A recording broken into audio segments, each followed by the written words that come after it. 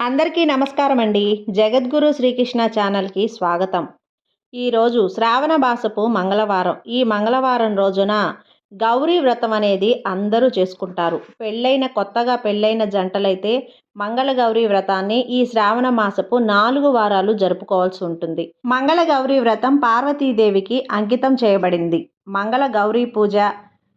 గౌరీ పూజ అనేది వివాహిత స్త్రీలు ఆచరించే ముఖ్యమైన వ్రతం. సంతోషకరమైన వైవాహిక జీవితం కోసం మరియు భర్త యొక్క దీర్ఘ జీవితం కోసం దీనిని నిర్వహిస్తారు.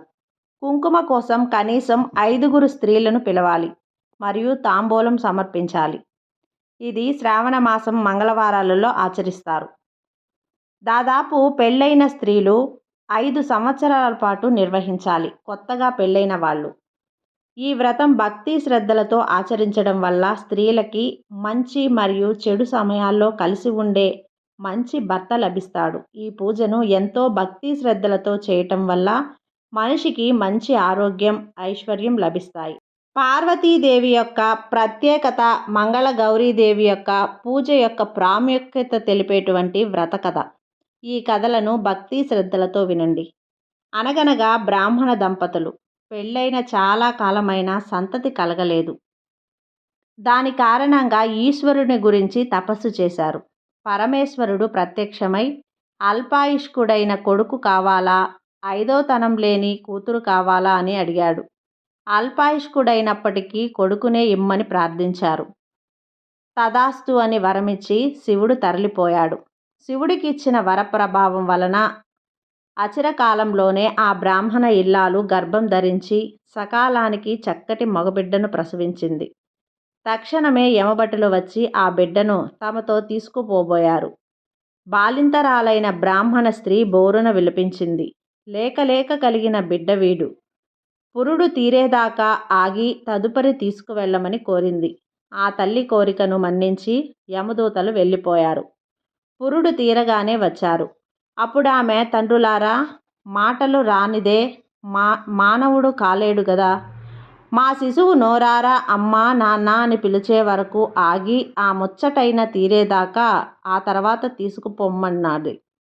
సరే అని వెళ్ళిపోయారు కింకరులు. ఈ విధంగా అనేక కారణాలు చూపసాగింది. ఒకరోజు తల్లి బిడ్డకు తలంటు పోస్తూ త్వరలో మరలా రాబోయే యమభటులను తలుచుకొని దుఃఖించసాగింది. తల్లి విచారిస్తుందని చెప్పి తెలుసుకున్న బిడ్డ, ఎందుకమ్మా ఏడుస్తున్నావు అని అడిగాడు. ఆమె జరిగిందంతా వివరించింది. విషయం తెలుసుకున్న ఆ బాలుడు, అమ్మా, ఎలాగో అల్పాయుష్కుడినయ్యాను. 10 కాలాలుండి పుణ్యం చేసే అవకాశమూ లేదు. కాబట్టి ఇప్పుడు నాకు కాశీకి వెళ్ళి రావాలని ఉంది. కనుక నన్ను వెంటనే పంపించు. ఈ లోపల యమదూతలు వస్తే నేను వచ్చేదాకా ఆగమని చెప్పు అని చెప్పి బయలుదేరాడు. బిడ్డను ఒంటరిగా పంపలేని తల్లిదండ్రులు అతనికి మేనమామను జోడించి కాశీకి పంపారు. వాళ్ళిద్దరూ కాశీ వెళుతూ మార్గమధ్యలో ఒక పూల తోటలో బస చేశారు. అదే వేళకు ఆ పూల తోటలో పూలు కోసుకునే నిమిత్తం వచ్చిన ఆ ఊరి రాజు కూతురు ఆమె చెలికత్తెల మధ్య తగువ వచ్చింది. ఒకరినొకరు తిట్టుకోసాగారు. అందుకు కోపగించిన రాజు కూతురు, నాకీ రాత్రి పెండ్లి కాబోతుంది. అదీగాక మా అమ్మ శ్రావణ మంగళవారం నోము నోచుకుని నాకు వాయనమిస్తుంది. ఆ వ్రత మహిమ వల్ల నీ శాపనార్థాలు, తిట్లు ఫలించవు అంటూ చేతిలో పూలను నేల మీద పారబోయగా ఆ పూలన్నీ తిరిగి చెట్ల కొమ్మలకు ఎగిరి అతుక్కుని పోయాయి. అది చూసిన ఆ బ్రాహ్మణ బాలుడు, ఆ పిల్ల తన భార్య అయితే బాగుండును అనుకున్నాడు. ఆ రోజున రాజుగారు తన కూతుర్ని పెళ్లి కుమార్తెను చేయించారు. రాణి ఆమెకు శ్రావణ మంగళవారం నోము నోయించింది. అందరూ పెళ్లివారి రాక కోసం ఎదురు చూడసాగారు. ఇంతలో పెళ్లి కుమారునికి స్తుతిగా ఉన్నందున పెళ్లి మరొక ముహూర్తానికి వాయిదా వేయాల్సిందిగా మగ పెళ్లివారి నుండి కబురు వచ్చింది. వివాహాన్ని వాయిదా వేయటం రాజుకి ఇష్టం లేదు. తాను నిశ్చయించిన ముహూర్తానికే వివాహం చేయకపోవటం పరువు తక్కువగా భావించి, పొరుగురికి చెందిన వారికి ఇక్కడ విషయం తెలిసిందంటే తలంపుతో మేనమామ, మేనల్లుళ్లను ఒప్పించి ఆ మేనల్లుడికి తన కూతురినిచ్చి పెళ్లి జరిపించాడు.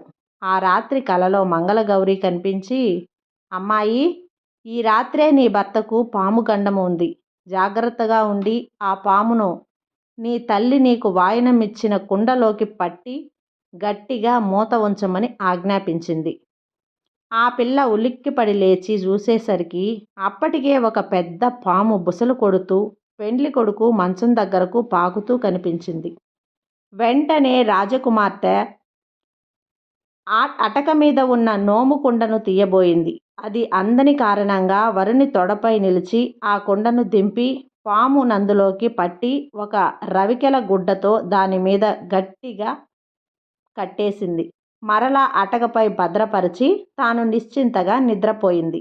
తెల్లవారే వేళ మేనమామ వచ్చి పెండ్లి కుమారుడికి నిద్రలేపి తనతో కాశీకి తీసుకువెళ్ళిపోయాడు.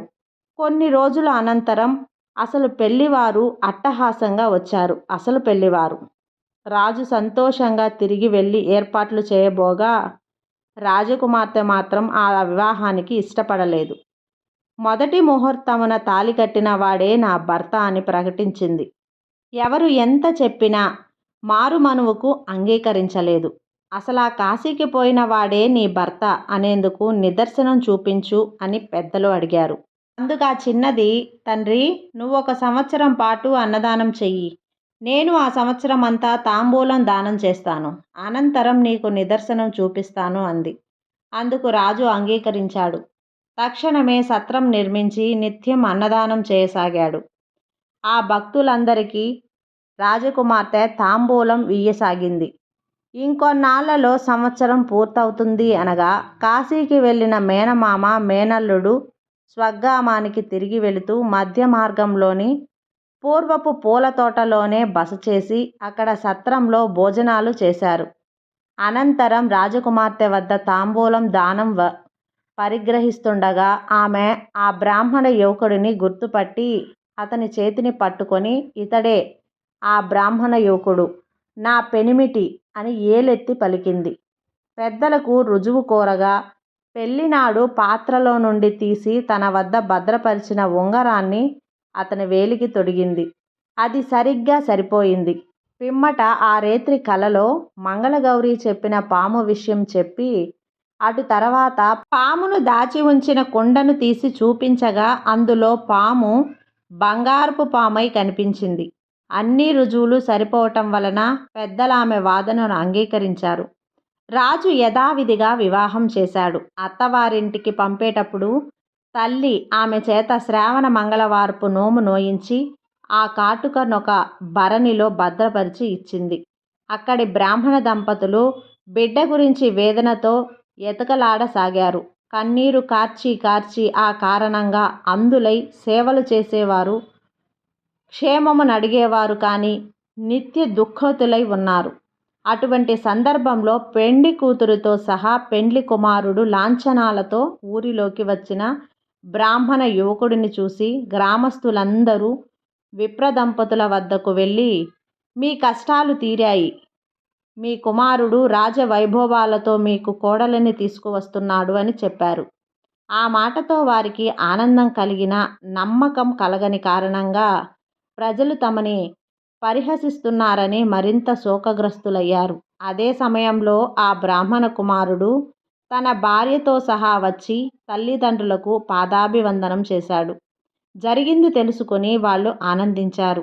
కానీ కొడుకుని కోడల్ని చూసుకునే అదృష్టం లేనందున దిగులు పడుతూ రాజకుమార్తె తనతో తెచ్చినటువంటి శ్రావణ మంగళవారపు నోము కాటుకను అత్తమామల కళ్ళకు పూసింది. అదే తడువుగా వాళ్లకు చూపు వచ్చి కొడుకును కోడల్ని చూసుకొని సంబరపడిపోయారు. ఆ మహత్యానికి ఆశ్చర్యపడిన ఇరుగు పొరుగు వారంతా, ఇంత మహిమ కలగడానికి ఏం నోము నోచావమ్మా అని అడగగా శ్రావణ మాసపు మంగళవారపు నోము అని చెప్పింది. అప్పటినుంచి ఊరిలోని మహిళలందరూ ఆ నోమును నోచుకొని తరగని సిరులతో చెరగని సౌభాగ్యాలతో చెప్పలేనంత కాలం సుఖ సౌభాగ్యాలు అనుభవిస్తూ జీవించారు. ఇదే కథని పాట రూపంలో పాడుతూ ఆచరించడం కొందరికి సంప్రదాయం. ఆ నోము మంగళగౌరి వ్రతంగా జరుపుకుంటూ ఉంటారు. శ్రావణ మాసంలో మంగళవారాలు ఈ నోము నోచుకుంటారు. శ్రావణ మంగళవారపు నోము నోచుకోని వారు కనీసం ఈ మంత్రాన్నైనా జపించవచ్చు. సర్వమంగళ మాంగళ్యే శివే సర్వార్థ సాధకే శరణ్యే త్రయంబికే గౌరీ నారాయణి నమోస్తుతే. జయంతి మంగళకాళి భద్రకాళి కపాలిని దీక్ష క్షమా శివదాత్రి స్వాహ స్వాహ నమోస్తుతే. పరమ పవిత్రమైన రోజున మంగళగౌరి వ్రతం చేసుకొని అందరూ కూడా సకల సౌభాగ్యాలతో వర్ధిల్లాలని మనస్ఫూర్తిగా కోరుకుంటూ, ఈ వీడియో కనుక మీకు నచ్చినట్లయితే లైక్ చేసి సబ్స్క్రైబ్ చేయండి ఫ్రెండ్స్. మరికొంతమంది భక్తులకు షేర్ చేయండి. సర్వే జనా సుఖినో భవంతు.